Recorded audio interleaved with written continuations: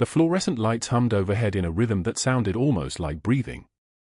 Laura Bennett moved through the morning corridors of Oak Creek Memorial in Raleigh with the kind of controlled precision that most mistake for timidity, the measured pace of someone who'd learned long ago that invisible people accomplish more than visible ones. Her scrubs were standard issue navy blue, nothing that drew attention. The trauma shears clipped to her waistband had initials engraved in worn letters, LB. A gift from a different life. The smell of antiseptic mixed with stale coffee hit her as she pushed through the double doors into the ICU. She inhaled it like a familiar prayer. This was day 1. Week 1, technically, but every shift felt like the first. That was the point. Laura had spent 18 months learning how to be small, how to fold herself into hospital routines until she became part of the wallpaper. A good nurse. Quiet. Compliant. The kind of employee who didn't ask questions and didn't make waves. The kind of woman you forgot you'd met. She clipped her badge to her collar, a new one, the photograph still stiff with newness, and began the rounds. Room 304, post-op cholecystectomy, vital stable, pain controlled at a 3. Room 306, coptic exacerbation, O2 sat holding at 94% on 2 liters nasal cannula. Room 308, the bed was empty. Discharged this morning. She made notes in the charts with the economy of someone who'd written thousands of them, every letter precise, every abbreviation correct. The old handwriting, the kind learned under field conditions, in dim light, with people bleeding into the sand, was still there if you looked close enough. But nobody looked that close. By 8 a.m., the morning shift was in full rhythm. Nurses and techs and physicians moved past each other in the organized chaos of a hospital ward, a dance everyone knew by heart. Laura remained in the periphery, visible but unremarkable. She changed a dressing on room 307 with the fluid efficiency of someone who'd done it 10,000 times. The patient, a man named Harrison recovering from a femoral bypass, watched her work. "You're new, aren't you?" he asked. "Started last Monday," she said. Her voice was soft, calibrated to disappear in crowds. "How's your pain today?" "Better." "You seem like you know what you're doing." She didn't respond to that. She checked his pedal pulse, strong, pink nail beds, warm to the touch, and made a note. The old tactical habit was to always assess injury severity before anyone asked. Now it looked like good nursing. "Let me know if you need anything." She moved to the next room before he could ask follow-up questions. That was the strategy. Brief. Professional. Forgettable. The hospital had a rhythm of its own. Medication dispensing at 10 a.m. Lunch deliveries at noon. Rounds with the attending physicians at 1 p.m. Laura timed her presence perfectly around these markers, anticipating needs before they arose, stepping back when attention gathered. She'd learned this skill in a place where invisibility could keep you alive. Now it just kept her safe. At 11:53 a.m., she was stocking the supply cart in the medication room when the door opened. A man in a starched white coat entered, Dr. Marcus Sterling, the hospital's chief of surgery. She'd never met him before. She didn't look up. But she registered his arrival the way certain animals register the presence of predators, a slight pressure change in the air, a shift in the electromagnetic field. Her body knew before her conscious mind did. He was studying a tablet, not paying attention to her. He moved to the locked cabinet where the controlled substances were kept, retrieved something, made notes. A standard Tuesday. But when he turned to leave, he glanced at the supply cart. At her. At the trauma shears on her belt, the initials facing down. His eye stayed on her for 3 seconds longer than necessary. Then he left. Laura's hands had stopped moving. She forced them to restart, gripping a 0.9% saline bag with the same pressure she'd used to hold a tourniquet. The old part of her, the part she'd tried to bury under 18 months of nursing school and quiet routines, had recognized something. Not danger, exactly. Recognition. The look of a man doing calculations, adding up numbers, trying to figure out what equation had suddenly entered his space. She set the saline down and closed her eyes for 4 seconds. Just a nurse, she told herself. Just someone restocking supplies. Just someone who doesn't exist. By 2 p.m., she'd nearly forgotten about it. The afternoon rounds had started. Laura assisted the attending physician, Dr. Catherine Walsh, a woman in her 60s with grey streaking through her dark hair. Walsh moved through the rooms with the confidence of someone who'd been doing this for 30 years and had never doubted her own competence. She checked vitals, reviewed labs, made clinical decisions. In room 312, a patient named Marcus Chen had been admitted the previous evening with chest pain. EKG showed some T-wave changes. Labs were pending. Walsh examined him, listened to his lungs, palpated his abdomen. When did the pain start? Walsh asked. Around 6 yesterday, Chen said. Sharp. Right here. He pointed to his left chest wall, just below the nipple. Walsh turned to the cardiac monitor.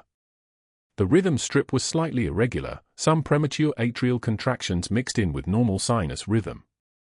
She frowned. Get me a 12-lead EKG. And someone pull his troponin levels from the lab when they come through. I'll do it, Laura said. Walsh glanced at her. You've already done the morning assessment. Yes. Reviewed the intake vitals, checked the foresight, confirmed allergies. Troponin was ordered at admission. Should be back any minute. What time was the EKG? 6:34 a.m. I can grab the tracing if you want to compare. Walsh nodded. A small acknowledgement. Do that. Laura moved with purpose, not hurried, but efficient. She located the EKG machine, found the electrode patches, and within 3 minutes had a fresh 12-lead running. The printer hummed and spit out the paper. She reviewed it quickly. The T-wave changes from the first EKG had deepened. The premature contractions were more frequent. She clipped the new tracing to the chart. When she handed it to Walsh, the physician's eyes narrowed. She looked at the original EKG, then the new one. Then she looked at Laura. Good catch, Walsh said. He's going to need a troponin draw every 3 hours. And get cardiology on the phone. This man's heading somewhere we don't want him to go. She turned to Laura. What's your background in cardiac assessment? Just nursing school, Laura said. An experience. Walsh didn't press. She was already moving to the next crisis. But she'd registered something. A competence that seemed a few years ahead of someone on her first week. Laura returned to the supply cart, her heart steady. That was the danger zone, being noticed. Being remembered. Being asked questions about backgrounds and experience and how someone so new seemed so comfortable with critical assessment. At 3:13 p.m., the elevator doors opened on the second floor and a man in a charcoal blazer wheeled himself out. His right leg was encased in a compression sleeve, the musculature beneath still robust despite the injury. His posture was military in a way that transcended uniform, the kind of bearing you either learned at ranger school or nowhere else. His eyes moved through the hallway with the calculation of someone still running threat assessment, even in a hospital. He held paperwork in his lap. A follow-up appointment. Routine. A wound check from an injury that had happened years ago in Ramadi. The receptionist at the nurse's station greeted him by name. Colonel Mercer. Dr. Walsh is ready for you in exam room 4. He nodded. That small movement contained an entire military courtesy system. Laura was passing the desk as he wheeled past. She didn't acknowledge him. He didn't acknowledge her. But in that moment, that quarter second when they shared the same space in the corridor, something happened. A recognition. A frequency only certain people could hear. Neither of them looked back. The afternoon shift continued. Medication dispensing. Vital signs. Chart documentation. By 5 p.m., the evening crew was arriving, and Laura was preparing to hand off her patients to the night shift nurse. She'd been at Oak Creek Memorial for 8 days. Her performance review so far had been flawless. She'd caught 3 potential medication errors, spotted an early sign of sepsis that had likely saved an elderly woman's life, and had disappeared so completely into the background that most of the staff would be unable to describe her if asked. Invisible was working. But somewhere in the building, in an office on the 3rd floor, Dr. Sterling sat at his desk reviewing the day's patient charts and medication reconciliation reports. His eyes moved through spreadsheets and billing codes with the precision of someone who'd learned to read financial documents the way accountants read tax returns. Inflated surgical supplies. Kickback invoices disguised as consultant fees. A system that had been running smoothly for 7 years. And then a new nurse had arrived. Someone who moved with too much precision. Someone who'd clocked a potential cardiac emergency before it manifested. Someone with initials on trauma shears that didn't match her employee file. Someone who, in his professional opinion, was entirely too competent to be a standard first-week staff nurse. He pulled up her application again. Laura Bennett. No previous hospital employment. Nursing degree from Wake Forest. References from 2 community health centers in Chapel Hill. Clean background check. The file told him nothing. But something in the way she'd looked at him, without recognition, without fear, with absolute neutral professional courtesy, suggested she was carrying secrets. And secrets, Dr. Sterling had learned long ago, were the most dangerous currency in a hospital. He closed the file and picked up his phone.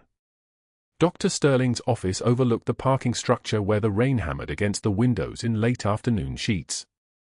He sat behind his desk, mahogany, expensive, the kind that whispered old money, and made a decision. Laura Bennett had survived her first 3 days at Oak Creek Memorial without a single misstep. No complaints. No errors. No weakness he could exploit. That kind of invisible competence was dangerous. It meant she noticed things. It meant she would eventually notice his things. He picked up his phone and dialed the staff lounge. The lounge at Oak Creek Memorial smelled like burnt coffee and the particular staleness of a room where people pretended to relax. Fluorescent panels hummed overhead. A television mounted in the corner played muted news footage. By Thursday afternoon, the nursing staff filtered in for their breaks, familiar faces, comfortable hierarchies, the soft gravitational pull of hospital culture where junior nurses did not challenge senior physicians. Dr. Sterling arrived at 2:24 p.m. wearing his white coat like a crown. "All right, people, listen up," he announced, setting a $50 bill on the coffee table. His voice carried the easy authority of someone who had never been told no. "I've got $50, says the new floor nurse, Bennett, quits before end of shift Friday. Any takers?" Laughter rippled through the room. Nervous. Expectant. Waiting to see which way the wind blew. "She's not going to make it a week," Sterling continued, his smile sharp as a dental probe. "Too quiet. Too rigid. Probably some ex-military type who can't handle the real world." He paused, watching their faces. "Anyone want to take that bet?" One of the senior nurses, Janet, who'd worked ER for 18 years, shifted in her chair. "That's not very fair, Sterling." She still knew. "Fair?" He laughed, a sound without warmth. "She's incompetent. You've all seen it. Yesterday she spent 45 minutes organizing supply carts instead of helping with admits." He was lying. Everyone knew it. But the lie hung in the air anyway, thick as cigarette smoke. "I'm betting she's gone by Friday." "Who's in?" The room went quiet. Not the silence of disagreement. The silence of hierarchy. 3 nurses put money on the table. Laura had not been in the lounge. She was on the 3rd floor, changing a patient's dressing in room 312, her hands moving with practiced precision, gauze, saline, antibiotic ointment, fresh bandage. Each motion economical. No wasted energy. The patient, an older man with a knee replacement, watched her with the kind of gratitude that made his eyes soft. "You're good at this," he said. "I can tell." Laura taped the corner of the bandage. Just practice. How long have you been a nurse? She didn't answer immediately. The truth was complicated.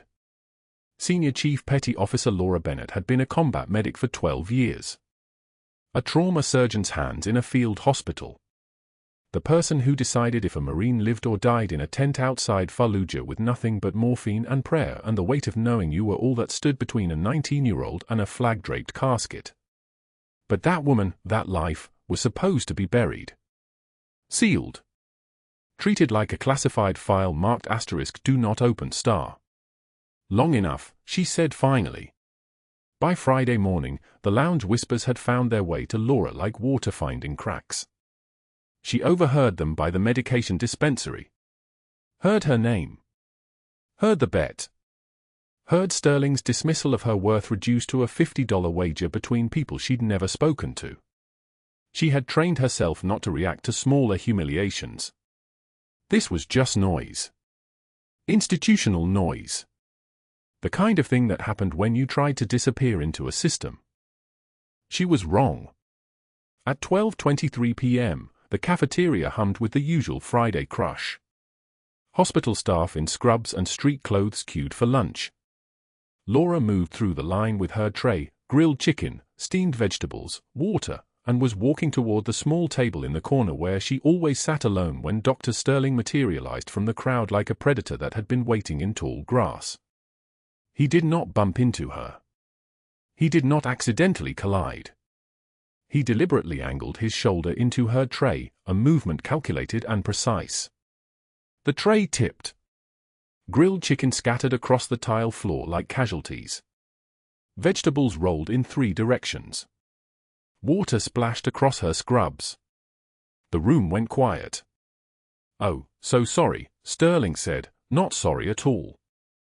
His smile was a beard fang. Staff members turned to watch. Some looked away. Some looked carefully, the way people look at something they do not want to remember seeing. Clumsy of me. Laura stood motionless. She did not shake. Did not raise her voice.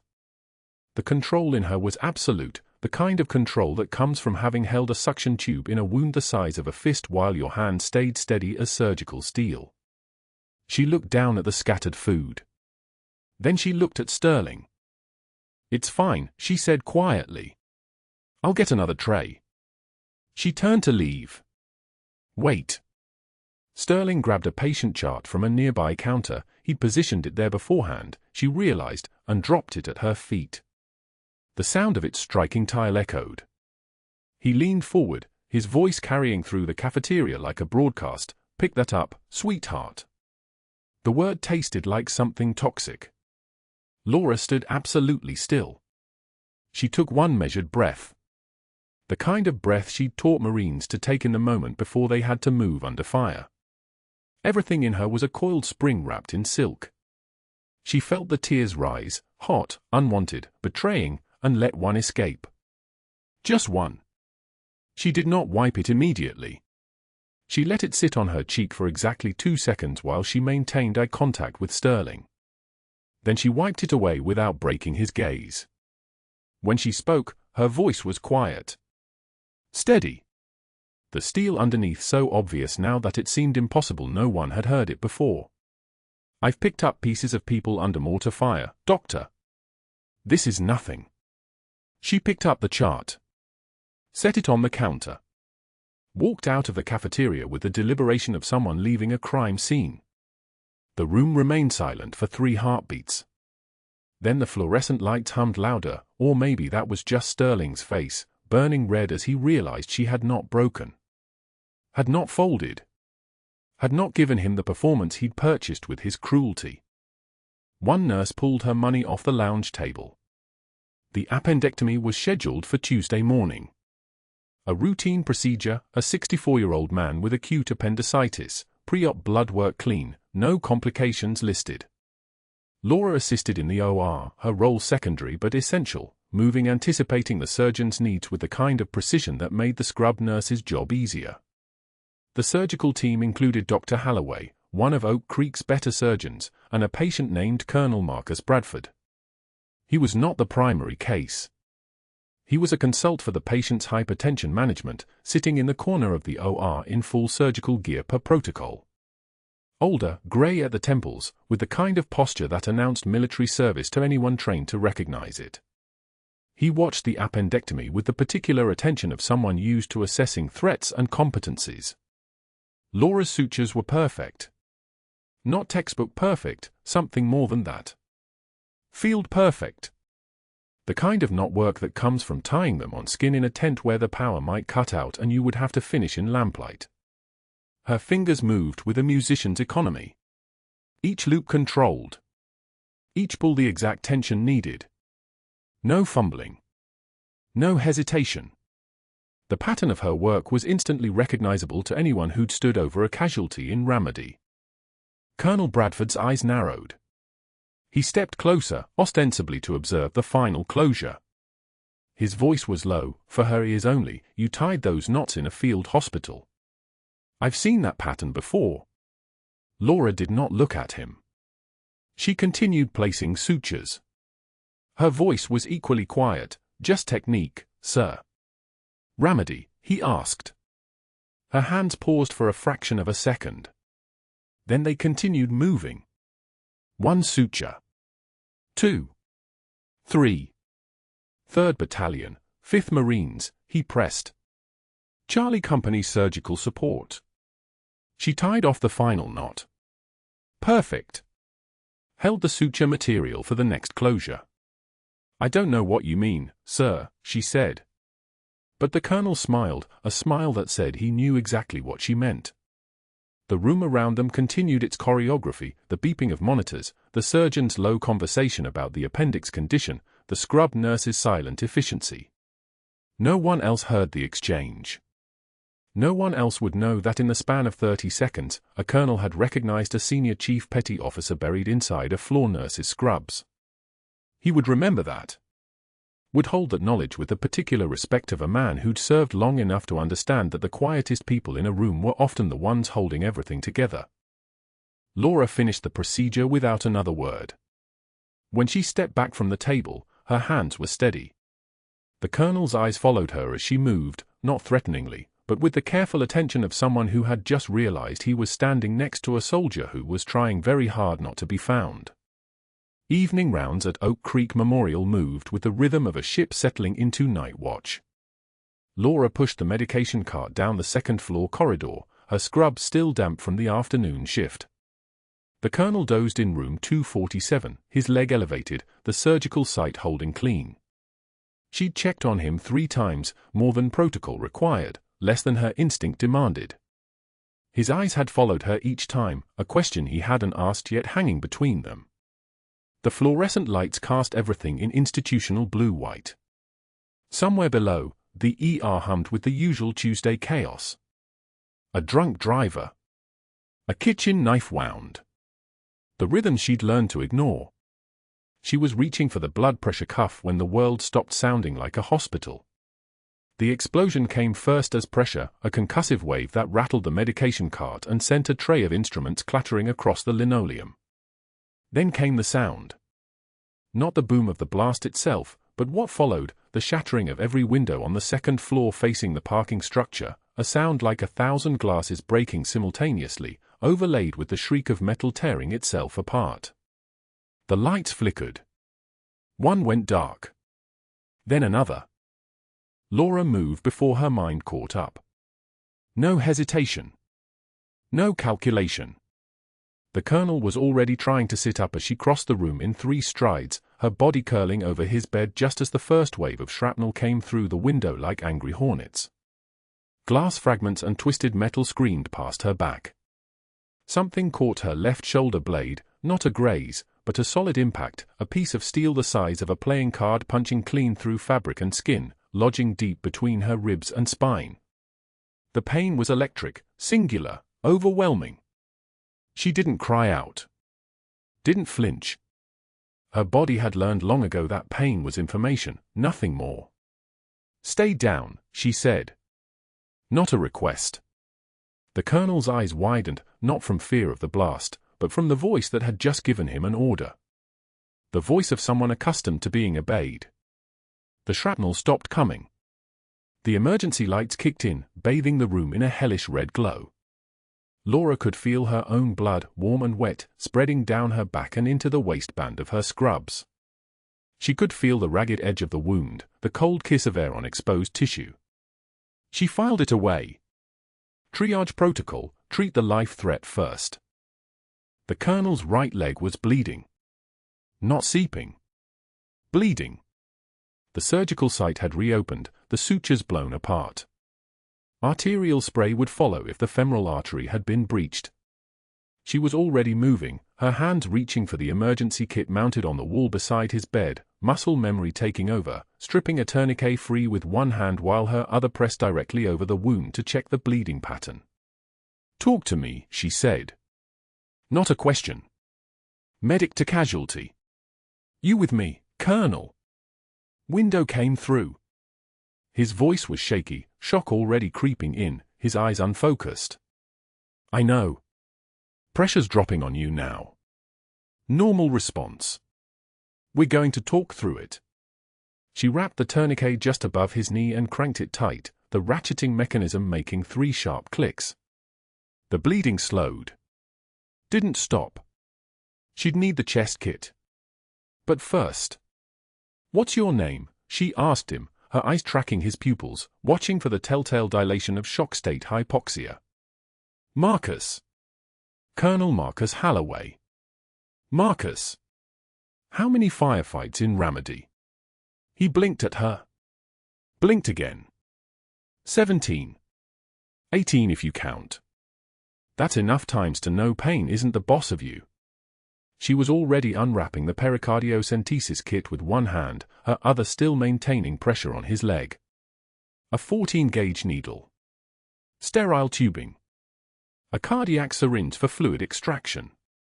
She'd done this once in the field, in a bombed-out clinic outside of Fallujah with mortar fire walking across the roof.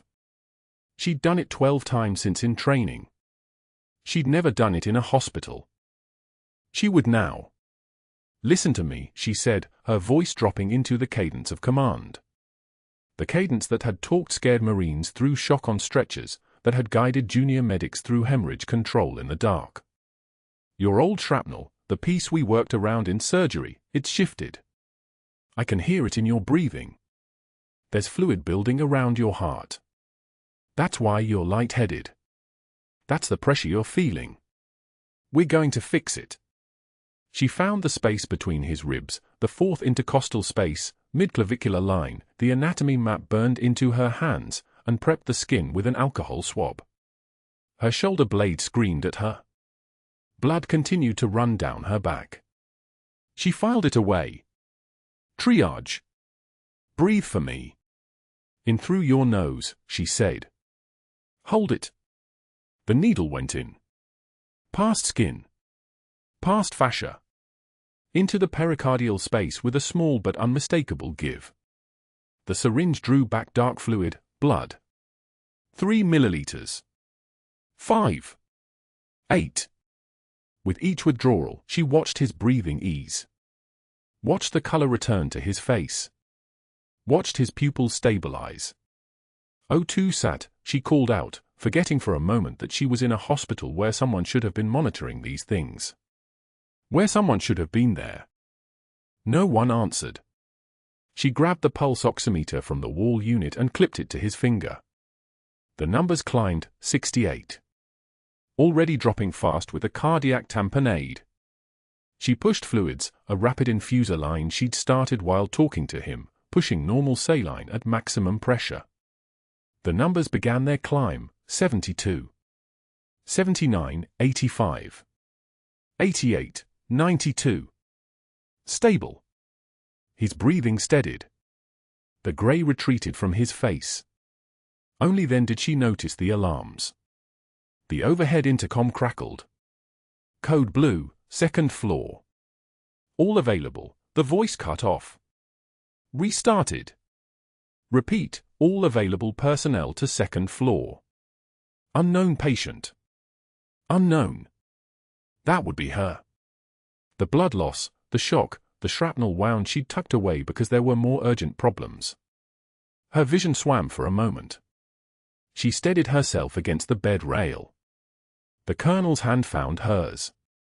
"You're hit," he said. Not a question. Not priority. She was already assessing. The bleeding had slowed, the shock and blood loss were keeping her blood pressure low enough that the wound wasn't pumping out. She'd need the ER. She'd need imaging. She'd need a surgeon who wasn't Dr. Sterling. But first, how's your breathing? Clear. Pressure's gone. He gripped her hand harder. The way you moved just now. The way you talked. The technique you used. He watched her face. Senior Chief. She didn't answer. Couldn't. The emergency team was already coming through the door, 3 nurses and a junior resident, their eyes wide, taking in the scene, the shattered window, the debris, the patient with a fresh tourniquet and a perfect pericardiocentesis, and the nurse in blood-soaked scrubs who was still standing, still calm, her hand trembling not from fear but from the effort of holding herself upright. The resident, barely 30, fresh from his 3rd rotation, started to move toward the colonel. What happened? Is he? Cardiac tamponade from shrapnel shift, Laura said. Her voice had changed. The careful, deferential tone of the past week was gone. What remained was clipped. Precise. Pericardiocentesis at the 4th intercostal, midclavicular. Drew 8 milliliters. Vital stable. O292. She recited it like a field report. Like she'd done it 1,000 times. He needs monitoring and a cardio consult, but he's not your emergency. The resident stared at her. The colonel watched her. Saw her mask slip. Saw who she actually was underneath the careful anonymity. And somewhere below, in his corner office with its leather chairs and its golf club photos lining the walls, Dr. Sterling was about to make a phone call that would change everything. Because he'd heard the alarms too. He'd heard the code announcement. And he'd just realized something that made his careful arrangement suddenly fragile. There was someone in this hospital who could see things. Someone whose hands moved with the precision of a surgeon but whose mind worked like a tactical operator. Someone who, if given enough time, would notice the discrepancies in his supply orders. The phantom equipment purchases. The kickback percentages hidden in the billing codes. Someone like her couldn't stay. Not alive in the hospital anyway. Dr. Sterling moved through the chaos like a predator sensing blood in water. The hospital was still reeling, emergency protocols screaming, floors slick with glass, the second wing cordoned off pending structural assessment. Laura was in Trauma Bay 3 with the colonel, her shoulder wrapped in field dressing, her own wound secondary to his needs. Sterling watched from the observation window, mind already 3 moves ahead. The chaos was opportunity. The chaos was cover. He found the hospital board president in the administrative corridor, a man named Harrison who played 18 holes with Sterling every Saturday. 1 phone call. That was all it took to activate the machinery. "We have a situation," Sterling said, his voice carrying the practiced concern of a man who'd perfected the art of manipulation. The nurse who assisted in the emergency cardiac procedure, Bennett, I believe, she performed interventions well beyond her credentialing. Pericardiocentesis. That's not a nursing function, John. That's surgical. She could have killed him. Harrison's face shifted. Liability. Lawsuit potential. The words hung in the air like a blade. I'm not saying she meant harm, Sterling continued, but we need to protect ourselves. I've already contacted the state medical board. They'll want to verify her credentials. There's also the question of where she acquired that level of trauma knowledge. Military background, perhaps? Undisclosed. The machinery began to turn. By the next morning, investigators arrived at Oak Creek Memorial, 3 of them, crisp suits and clipboards, asking questions about Laura's hiring paperwork, her references, her employment history. They interviewed Sterling for 90 minutes. He'd prepared meticulously, his voice never wavering, his narrative seamless, a dedicated physician concerned about patient safety, about proper protocols, about an employee who seemed to possess knowledge she shouldn't possess. Laura worked the evening shift on day 2, moving through the ER with the same mechanical precision that had defined her entire first week. She didn't know yet. Nobody had told her. But she felt it, the way conversation stopped when she entered a room, the way Dr. Sterling's eyes tracked her movements, the way the senior nurse avoided her gaze. The termination papers came during shift change.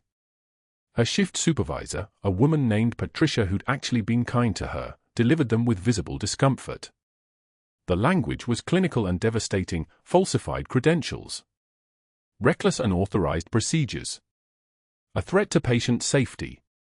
Immediate termination, effective immediately. Security would escort her from the building.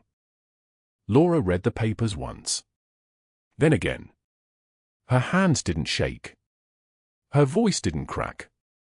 She simply nodded, turned to Patricia, and asked one question, the patient. "How is he?" "Stable," Patricia whispered. "You saved his life, Laura. Everyone knows that." Laura removed her hospital badge from her neck. It made a soft clink when she set it on the desk. She gathered her locker items into a cardboard box, a few personal effects, her tablet, the faded Green Beret unit patch still sewn into the lining of her white coat, hidden from everyone. The patch that the colonel had placed there during her third night at Oak Creek, when he'd found her alone in the supply closet, recognizing something in the way her hands had moved during the appendectomy. Security walked her to her car at 6:41 p.m. That night, she stood in the rain at the Oakwood Cemetery on the western edge of Raleigh.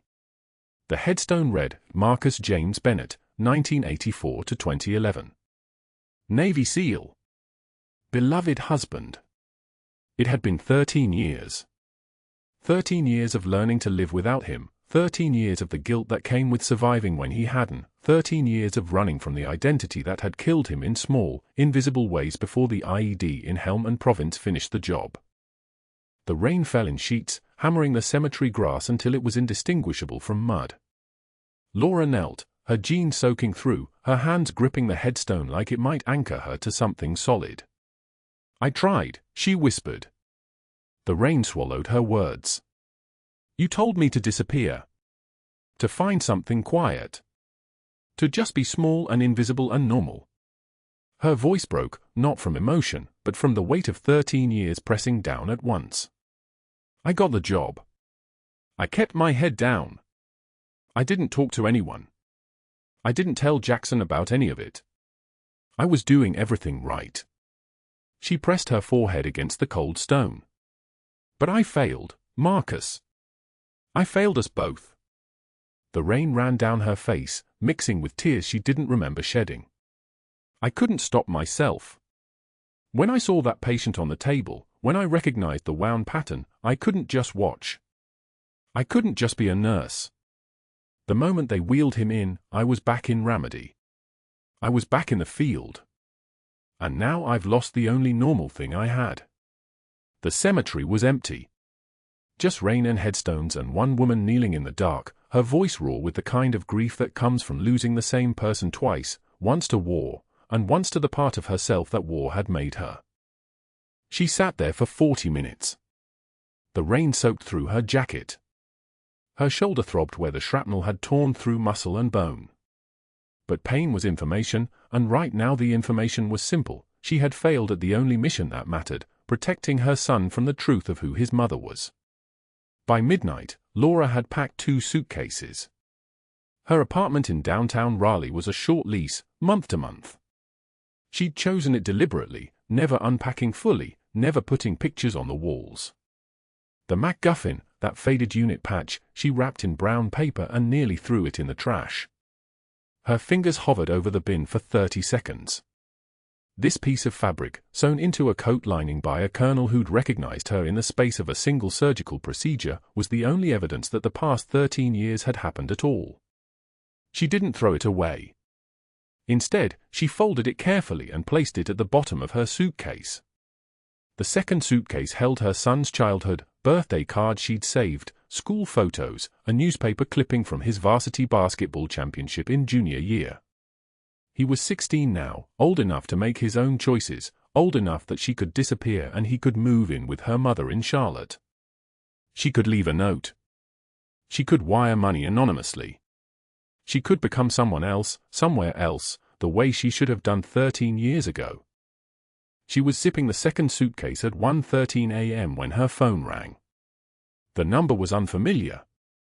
She almost didn't answer. But some part of her, the part that was still a soldier, still trained to respond to stimuli, picked up the phone. Ms. Bennett. The voice was male, military formal. This is Captain James Holloway, Naval Hospital Camp Leshan. Colonel Archer is asking for you. He's been asking repeatedly. Says it's urgent.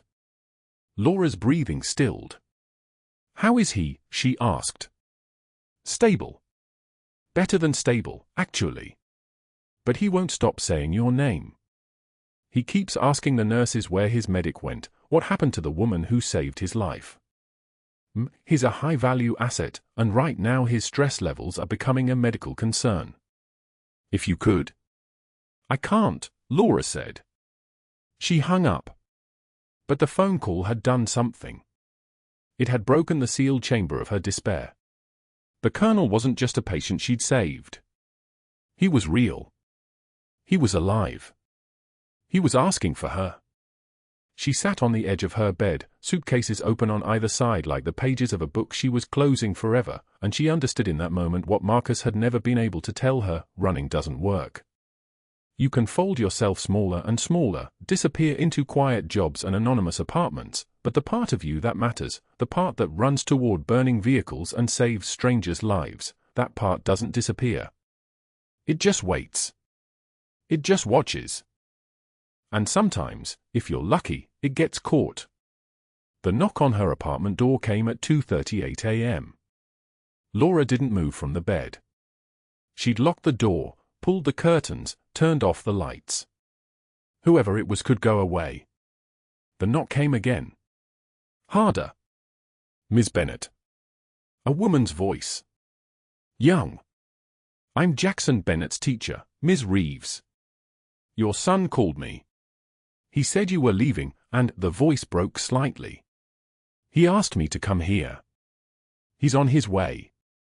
He said you needed to see something before you disappeared. Laura's eyes opened. She stood, moved to the door, and opened it. Jackson's teacher was a small woman in her 30s with dark hair and the exhausted expression of someone who'd been roused from sleep. Behind her, pulling up to the curb in an Uber, was her son. He was holding a shadow box. Jackson stood in her apartment doorway with a shadow box pressed against his chest like a shield. 16 years old, shoulders shaking with the kind of rage that only comes from watching your mother disappear twice in one lifetime. Behind him, the Raleigh rain hammered against the windows in sheets. Mom, they need to see these, he said, and his voice cracked on the last word.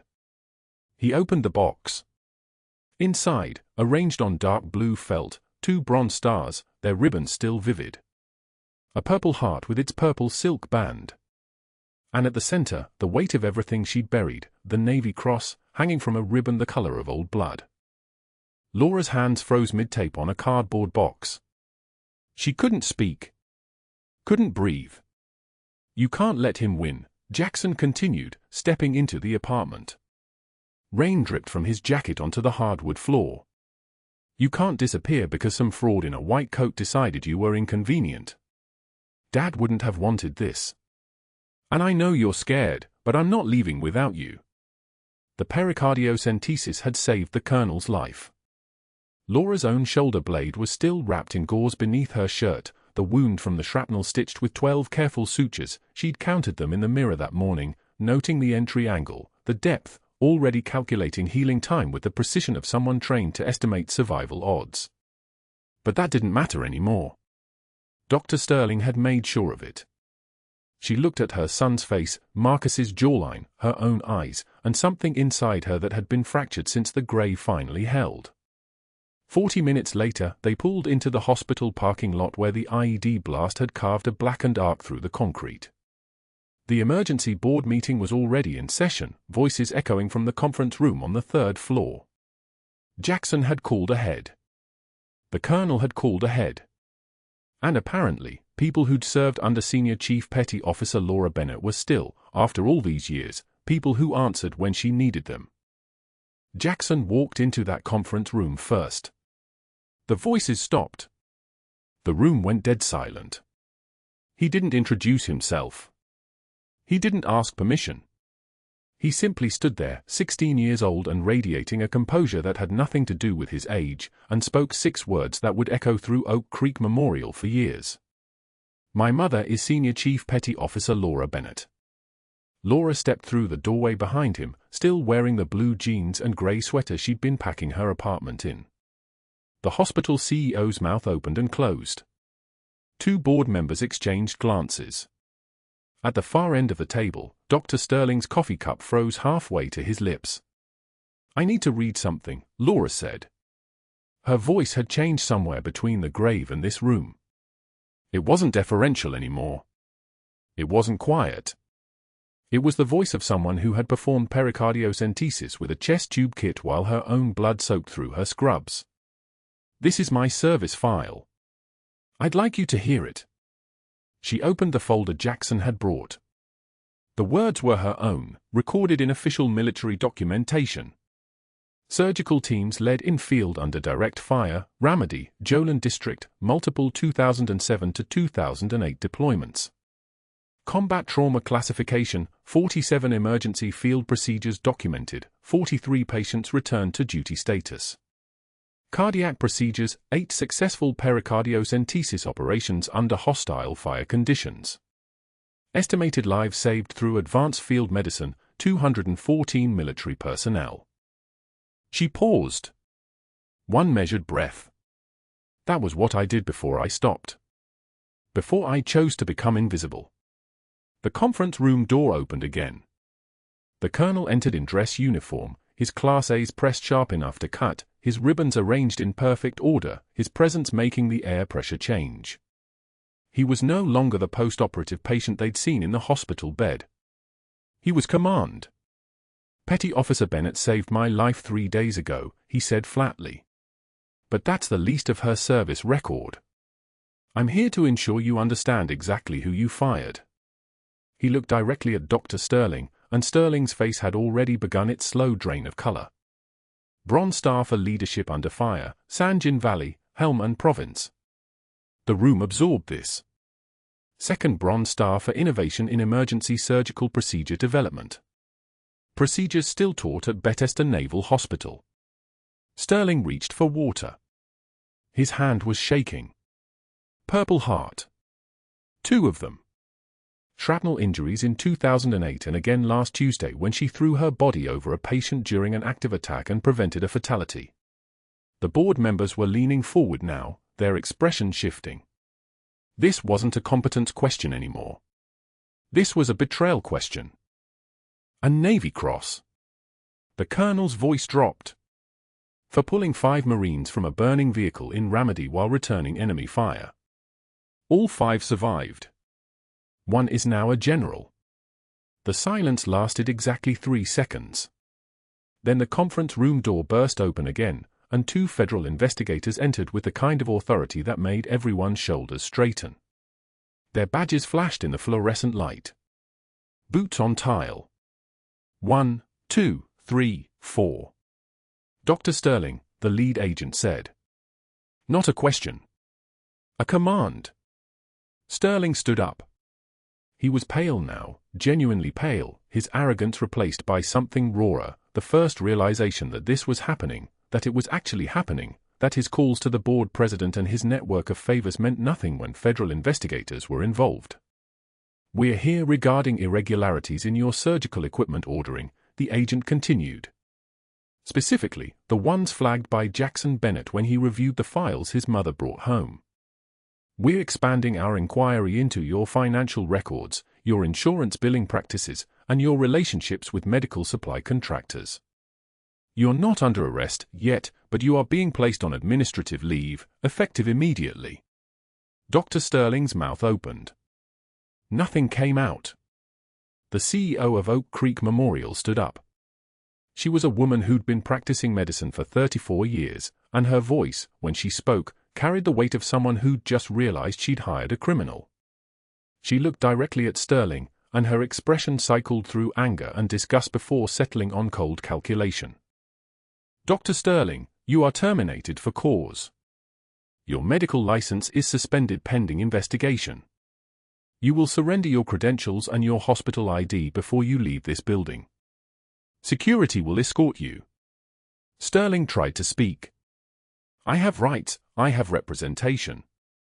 You have approximately 10 minutes to leave this hospital before federal agents place you in custody for obstruction," the agent said. "And I'd suggest you take the CEO up on the escort option, because if any more evidence surfaces showing you interfered with patient care or attempted to cover up fraudulent billing, those charges escalate significantly." The CEO turned to address the full room of summoned staff. "Effective immediately, we are launching an investigation into all equipment orders, all billing practices, and all procurement relationships from the past 5 years. We are also implementing a new oversight protocol. No single physician will have unilateral authority over supply contracts. Additionally, we are establishing a new wing, the Veterans Care Trauma Center, in direct response to the events of this week. We are committed to transparency and to supporting those who've earned our respect through their service." She turned to Laura, and her voice softened. "Dr. Bennett saved a patient's life using procedures developed in the field. That's not recklessness. That's what we should aspire to." Laura felt her son's hand find hers. 6 months later, the Colonel sat on Laura's back porch on a Saturday morning, both of them holding coffee that had gone lukewarm hours ago. He'd become a regular fixture: Friday dinners, Jackson soccer games, someone who understood without explanation what it meant to carry the weight of memory. "Sterling's teaching CPR at a community college in Chapel Hill," the Colonel said. "Minimum wage. Found out from a friend who took his class." The instructor's name tag said he's Steve.